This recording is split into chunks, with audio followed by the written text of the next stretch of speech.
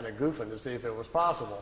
And they says, well, yeah, it's possible if you would like to do that. So the pictures, there's 4 or 5 pictures on here of dinosaurs and of a prehistoric Earth. Like I tell everybody, I can't tell you if they're real or not. They're just interesting to kind of look at. He says he went back in time to a prehistoric planet, that he actually got out of the ship and saw prehistoric creatures. He got back in the ship with his camera and took some pictures of them. So those should be on here too if I've got the tape anywhere close to the right place. And then I brought with me, which I haven't shown in quite a while, just for you to see. It's a few minutes of the crafts flying in and zipping around a little bit. There's several different segments, and we can look a little bit at that. And then I want to go over some of the mind and spirit things. Okay. Last time I was up here, we talked about doing like a workshop on the weekends for people that were interested in more of the spiritual stuff. And we're thinking about doing one this Saturday, but that's not working out. So I'm going to go over a little bit tonight about what we do at the workshops, and I'll give you a taste of what we'll do. And then for those of you that are interested, we'll get together with Charles, and we'll come back up this summer sometime when we can get it organized. And then we'll do it on a weekend. We can do it 1 day or 2 day. If we do all of it, it takes me 2 days just to get through everything, if there's enough of you that are serious about doing it. I have my own copper pyramid that Billy made for me that we use in groups, and I'll teach you some meditations, and I'll teach you some of the mind things, different areas of your mind, how to use the symbols and find them. So it's kind of fun stuff if you're interested in following that kind of path, as well as we'll go over some things about the universe and how our cycles, incarnation, how the rings are formed, and we'll have some fun with that and try some things. So we'll do a little bit of that tonight. I'll go over it just a little bit.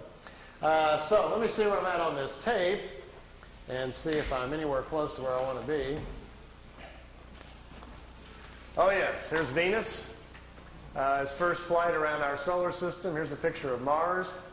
By the way, this is not a professional tape. As you can see, these pictures are in a picture album, and I've just got my camcorder out, and Wendell and I are flipping through the pictures. So this is not a produced tape for you to look at, so it'll probably never be on the market, but at least you get a chance to see some of these pictures. This is Mars just from a different direction with the sun very bright on it. Now, here is Mars, but here's one of these satellites. It's in orbit around Mars, made on Earth, unannounced, and is in orbit. This is the spring of 1976, and this device is in orbit around Mars. I don't know exactly who made it or who put it up there. Here's another one. This is Mars again, and here's the light panels, solar panels, and the satellite equipment in orbit around Mars again. This is a different one. This is a dust storm on Mars. Billy wanted to get close and try to take pictures of artifacts. You've all heard about some of the Sidonoplasma on Mars, about the face on Mars that Richard Hoagland and other people have been looking into. Billy published a paper back in the 70s talking about that. There was a race of people lived on Mars. They had a terrible catastrophe about 186,000 years back. At the time, there was about 40 million people killed on Mars, and they're all gone now, of course.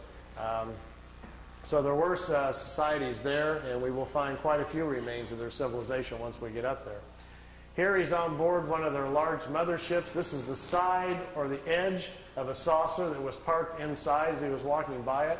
Here's Jupiter. Here's the mothership in orbit. They're flying into it to go aboard. It was 17 miles high and about 10 miles in diameter. He spent 3 days on it. They went to different places in our galaxy to show him around. This was the craft that was right in front of them as they were flying into it. He took a picture of that one. Here, again, is back at Mars. These aren't in any particular order. Here's another object in orbit around Mars, and look, here's an American flag on it. So there's a couple of things that they've put up there that the military's put up that we don't know about. This is a picture of Billy in a suit. He's on a prehistoric planet to see the dinosaurs. He's got a breathing apparatus on. This is a Pleiadian man, and they've stepped outside of the ship so he can see the animal life on this prehistoric world. Got his picture taken, too. That's pretty good. This jumps back here to, remember the Apollo-Soyuz hookup, us and the Russians back in '76? Billy asked him if he could go up and watch it. They said, okay. They took him up. There's several pictures here of the Apollo-Soyuz hooking up with Earth in the background. some of the wildest pictures he's got. I mean, just look at the vantage point. The planet's in the background. How else would you get this picture unless you were up there at that particular vantage point? Not a lot of people have that in their photo albums, you know. You can imagine the people at NASA would crack up, you know, they'd probably find it a little hard to believe at first, but they don't have pictures like this. Here it is when it's just hooked up. There's Earth in the background, and here's the two capsules coming together. This is the top of the mothership. There's windows, but there was nobody in the windows as they came into it. We really missed out here. Billy shot, he said, 3 or 4 rolls of film inside the mothership, talking to people and going up and down the halls and so forth. He lost all of the pictures. They were all stolen from him. We've only got 2 or 3 of them left, and they're really practically nothing. This is a prehistoric Earth. They're back in time. That's Earth in the background. That's a moon in front of Earth, and he's looking over the surface of another moon. At that point, they told him there were 2 moons in orbit around planet Earth. We think we're about 60 million years back. Here's another picture over the surface. Neither one of those moons is currently the moon that's in orbit now.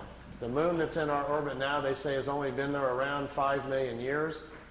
Look at this one. This is another piece of equipment in orbit around Mars, and it's huge. It's like a space station, and it's in orbit around the planet. It's also from Earth.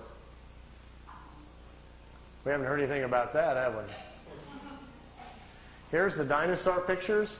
Billy's back inside the ship, and there's a viewing screen in the craft, and he says he's taking these pictures. Here's our first dino. He's got kind of gold-brown skin, got large hind legs, short forelegs, and a head that looks kind of amphibian,